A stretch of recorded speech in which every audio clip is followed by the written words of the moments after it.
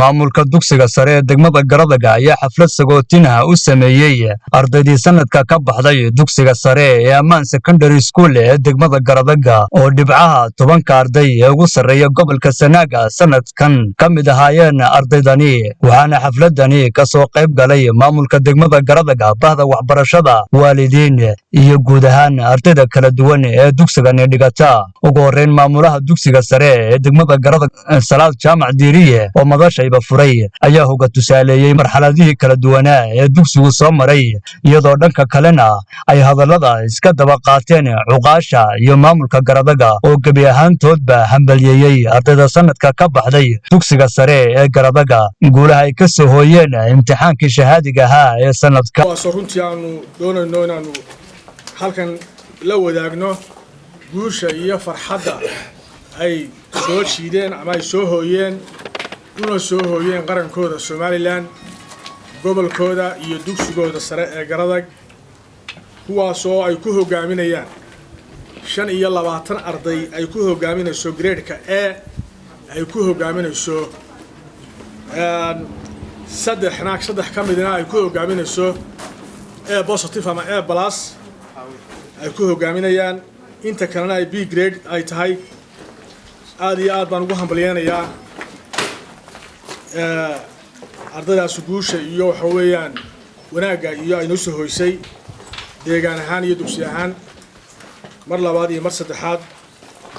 duco iyo hambalyo ayaan furaynaa inaga mudan yihiin iyaga iyo waalidkooda iyo waxa weeyaan macallimiinta runtii waxa weeyaan ku soo dadaalay ama suura geliyay arrintan inay dhacdo sidan u dhacdo dadaalkooda kadib iyo suuragalka Ilaahay awoodda Ilaahay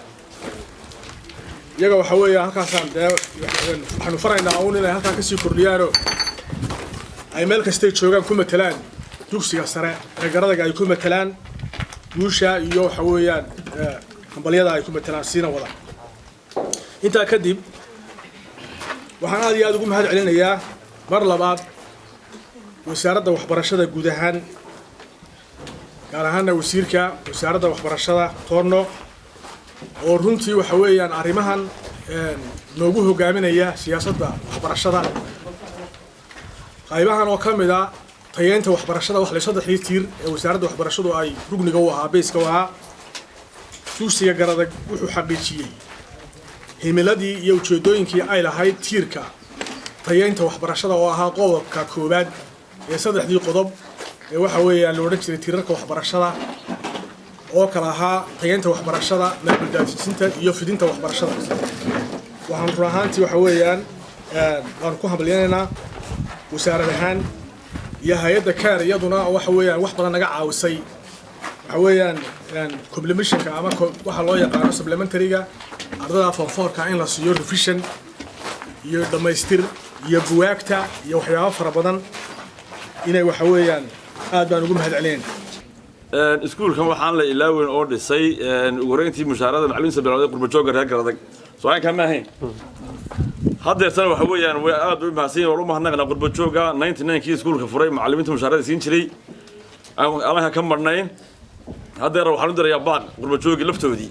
baaq u diraya waxa weeye halka waxa yaala laba bilood ka hor la dhigay kubsada kombiyuutar oo ah lab kombiyuutaradii waxa ka dhina hal macallin oo dhiga iyo leydkii wasaaraddu ma keenin dawladdu ma keenin halkaas ay ku xidhan yihiin waxaan qurbajooga reer Garadag baa ugu dirayaa mishiin $2,000 iyo macalinka dhigay mushaaradiisii inay saartaan oo dad laabka loo furo inta wax u dirayaa wasiirka waxbarashada waxaan isagana ka codsanaynaa haddii wal maqlay maamulaha sheegaya scholarship la bixinayo jaamacadaha ma garanayn way mahadsan yihiin laakiin waxa jira dalal fara badan oo dunida kamid oo inay siiyo scholarship inay siiya jira Taiwan baa kamid ah Turkiga baa kamid ah Ethiopia kamid ah qaar kale oo Yurub kamid ah waxbarashada wali qof qoro reer Garadaga looma dirin scholarship-ka ma helin sanad aan ardaydaas ay ku bixin oo ugu sareen jamhuuriyadana ma jirto waxaan garanayaa arday scholarship heshay oo fara badnayd oo Ethiopia loo qaadayay oo wasiir imika aanan sheegayn laakiin waxbarashada joogay uu ka reebay 5 wiil oo reer Garadaga ka reebay iyagoo helo ka reebaan uga wasiirka waxaan ka codsanaynaa scholarship-ada in la ka qayb geliyo ardayda maxaan ku raadayay scholarship-ada dibadda jaamacadaha tayada leh nala siiyaan caad uga codsanay wasiirkeena oo nala ka qadin intaan wasiir Toorno ka codsanayaa aku taageedinayaa arrinkiisa waxaan leeyahay waxaan balyaynayaa ardayda dugsiga sare gaar ahaan qaybta form 4 ee maanta ka baxday halkan lagu sagooteeyo iyaga iyo waalidiintooda iyo macallimiintooda iyo maamulkooda waan u hambalyaynayaa waana u ducaynayaa inay halkaa hore ugu sii socdaan waxaan leeyahay ama gaar ahaan u salaamayaa saddexda inan inkastoo aan wada qiimeynayo 25 la yiri waxay wada galeen bay keeneen haddana saddexda qof labada inan iyo inanta يعني قيبت كوباد وسرية بانكار وهمبليينية بس قار وهمبليينية إنك جمهورية ده لمبرك أفراد كجلاي إيه هذا الحكي أحمد بوها بعض ملايين أبتلوا هاي ولي بعرقوا دعاء ووسي درية حبلها أنا والله وعن لا يود كفانا هنا وقاشي بأن هاي شرف بينوتة مقعة وكنت مدى يقبلك شرف بينوتة dhammaan uqaasha iyo waxgaradka kale ee jooga waxaan kale oo aan hambalyeynaya kuwa ku guuleystay iskuulkan kuwa ku guuleystay waxbarashadan dhammaantoodba sida la sheegay waxa leeyahay 740 markii hore waa hambalyo leeyahay marka labaadna waxaan leeyahay eed iyo biidaba waa salaamaya hambalyo eed iyo biidaba markale waxaan salaamayaa kuwa aadaba dhaafay anigu halkaas sare maba sii akhri karayeen kuwaana markaana sii salaamayaa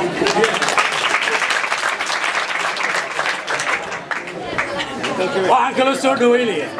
dhammaan kuwa kale ee fooda ku haya ee ku soo jira afraadka iyo koowaadka iyo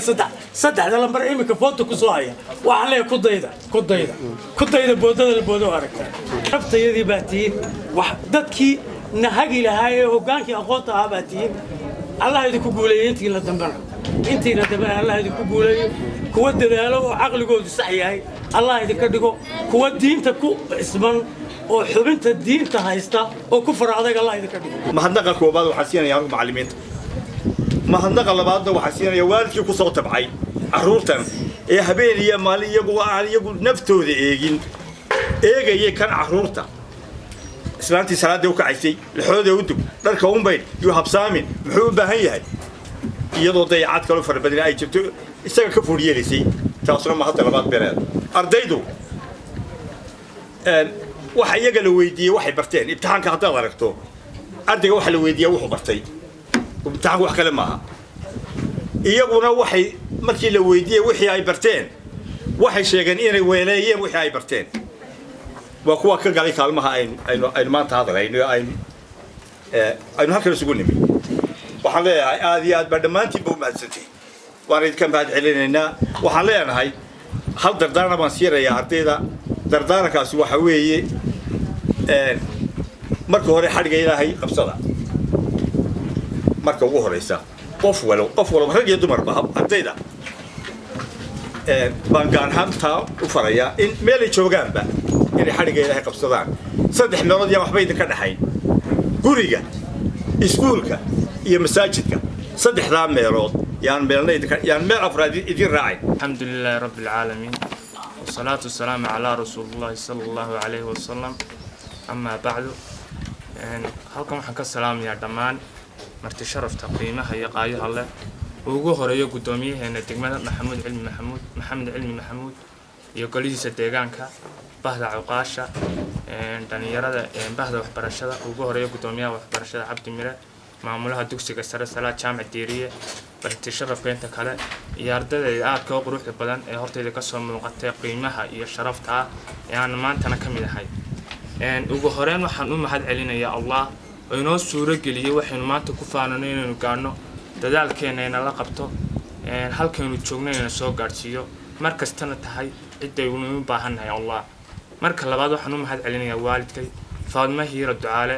iyo Abaadan Xaaji Axmed Ismaaciil oo runtii tan iyo maalintan dhashay ilaa hadda ila garab taagan heerka aan maanta gaaro iyo meel aan ka sii sareysay inaan gaaro alxamdulillah iyakana aad baan ugu mahad celinayaa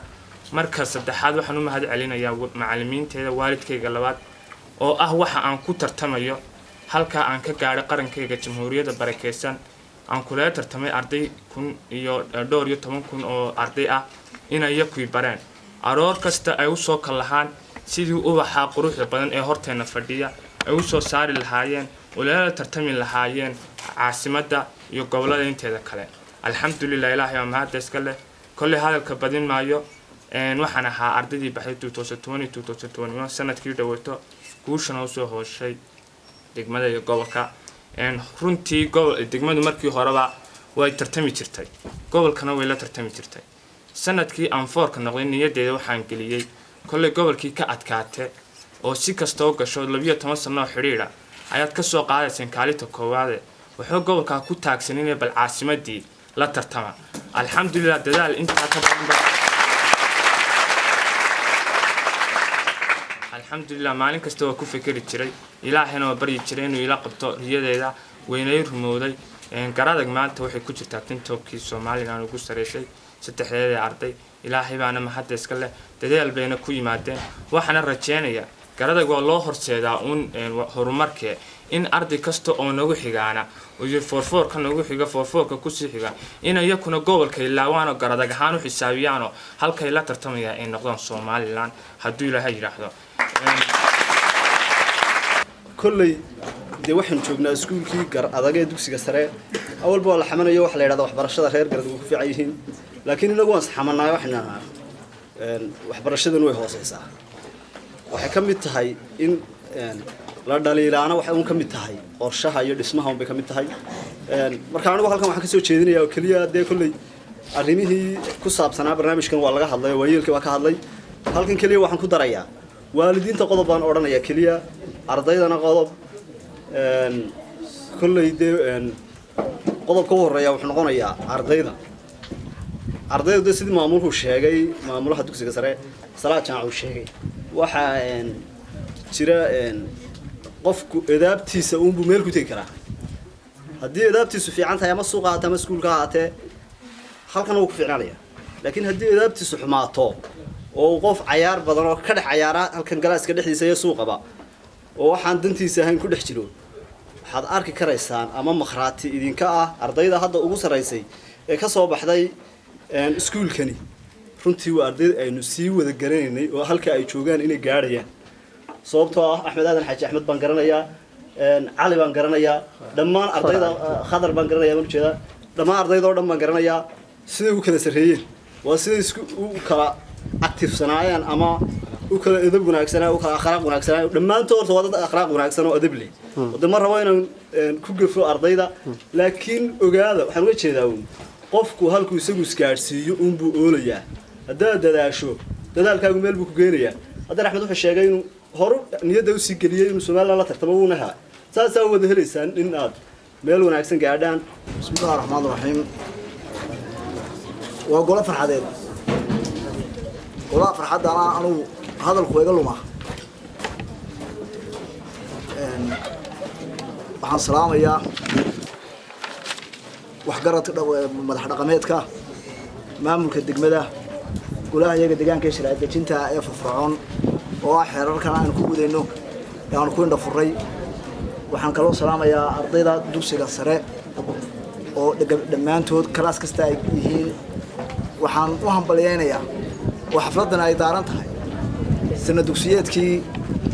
2020 ardayda ka baxday form 4ka oo keenay guulo aanu ku faano horna geeyno meel kasta waan joogno oo ay ka mid yihiin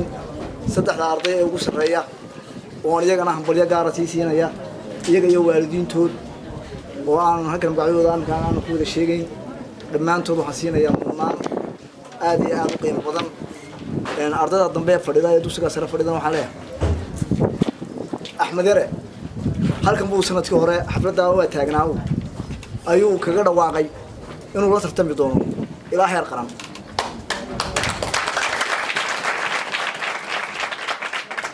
Axmed iyo saaxiibadii way gaadheen himiladii ay doonayeen annagana noo faanka ahayd way gaadheen waxaan idin leeyahay qarankii buu ina gaarsiiyay waynu qaranka wanka ka sii noqonaa والسلام عليكم ورحمة الله وبركاته. أنت كبعدي runtii aad baan ugu faraxsanahay inaan maanta ka soo qayb galo xafladda sagootinta iyo ducada iyo hambalyadaba isku jirta ka gologala deegaan ahaan runtii aad baan ugu faraxsannahay magaca iyo sharaftaas ardayda ka baxay sanadkan 2020 dugsiga sare sharafta ay u soo hoyeen degmada runtii aad baan ugu faraxsannahay ka maamul ahaan aadna way soo dhaweynaynaa aadna waan u hambalyeynaa aadna waan u ducaynaynaa dugsiga sare wuxuu ku jiraa hantiya yahay runtii aad baan ugu faraxsanahay anigoo ka mid ah midhigii soo saaray ee dugsiga sare maantana ka mid ah mas'uuliyadda degmada aad baan runtii ugu faraxsanahay iskuulkayga qiimo iyo qaayalaba runtii macallimiintaasi waxay tilmaamayaan geedka midhihiisa laga gartaa wax soo saarkiisa marka macallimiinta iyo maamulka iyo guddoonka waxbarashada degmadu runtii aad iyo aad bay uga soo dhalaaleen mas'uuliyadkii iyo waajibaadkii loo igmaday runtiina oo u ducaynaynaa ilaahayna waxaan ka rajaynaynaa inuu miisaanka xasanaadka ugu daro dadaaran kolley dhinacna waa ka soo gelayaa ka soo qaybgalaasha xafladda dhinac waa ka soo gelayaa ardaydii dugsiga sare ka baxday marka anigoo ka mid ah ardaygii ugu sareeyay dugsiga sare 2006-2007 sano dugsiyeedkaas sidoo ka mid ah ardayda ugu sareeyay dugsiga sare laxlay gobolka waagaas anaga hadalkaygii waxaan noo hadlay Axmed baan noo hadlay hadaan ka mid ahay ardaydii topka soo galay dugsiga sare dardaarankii iyo ducadii waa la qabaa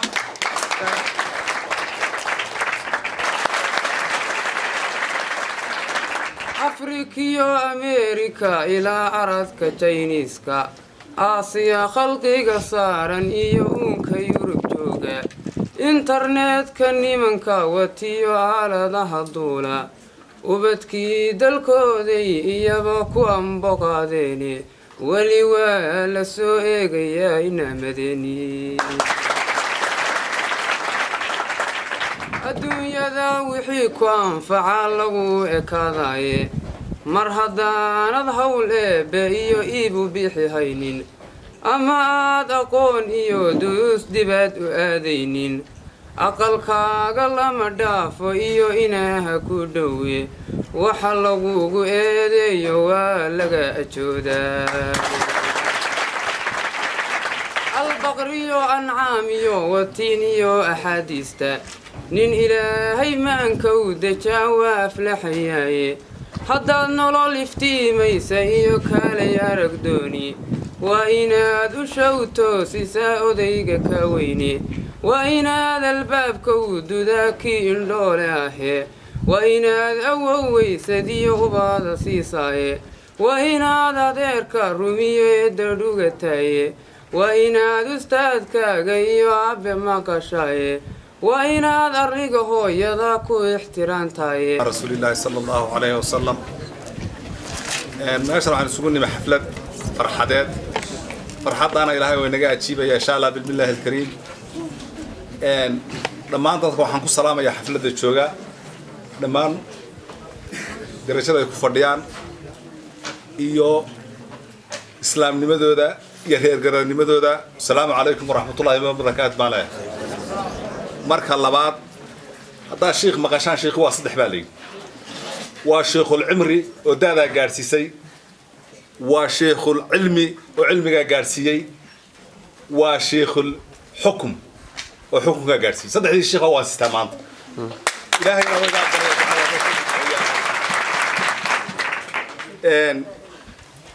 maanta reer galada waa u ducaynaya ilaahay khayr ha siiyo waxaan u sii ducaynayaa ardada mustaqbal kale kuwa baxaya kuwa soo socdaba ilaahay khayr iyagana ha la kulmiyo waxaan hadalkagama badinayo waalidka kelmad baan odhanayaa ardadana kelmad baan odhanayaa waalidka kelmad baan odhanayaa waxaan leeyahay waalidow waa tacabtaan hal mid oo seegseeg ku jiro idinku dadaal idinkuma dhinna laakiin carruurta ogaada meeshay jiraan habeenkii iyo waqtiyada ciyaaraha iyo ruwaadu jiraan yaanay seegin waxbarashadooda yaanay seegin qofka la xisaabtama oo bariiska ugu dara xisaabta bariiska ugu dara waalidka intaasaan leeyahay waalidka ku dhaliili maayo inay dayaceene dhintaa ugu dara carruurtana mid baan leeyahay waxaan leeyahay qof kasta oo maalin maalmaha ka mid ah ama jaamacad ha ahaato ama dugsi sare ha ahaato ama dugsi dhexe ha ahaato ama noloshiisa ha ahaatee garoon isma soo taagi karayo haddaanu intuu soo noolaa ku xisaabtamin haddaad imika form 1 tahay oo aad 40 sanadoodba iskaga qada qasaarayso riwaayad iyo habeen soo jeed iyo mobile war mobilku waa cadow iska jira mobilku waa cadow waqti badan ha siinina waxa ka dhageystaan waa filimkuna uu iska dhamaanaya ku raaci maayo bari haddaad doonaysaan bariina goobaha istaagtaan goobaha maanta inamadaas caruurtaasi taagan tahay iyo gooba ka sii sitaba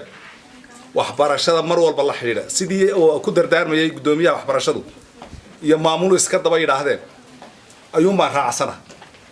intii halka ka tiri dhamaan codkoodii waxbaan ka wada dareemayaa dhamaan waxaan iskaasa ugu fiican baan lahaa waxaan ku soo ururinayaa saddexdii imka uu maamulu yiri saddexdaa ku ogaada war ama gurigiina jooga ama masaajidka jooga ama iskuulka jooga saddexdabana meel wax lagu qoray eega saddexda waxa la idin dhigay waxa kaleba eega markaas aad soo baxaysaan finalka haddii se finalka aad saddex sanadood iyo badh fiir darayso oo lixda dambe istaa degaa lixda dambe maxay ku goyni waxba ku goyn mayso ardayga waxa laga rabaa markii uu awal galo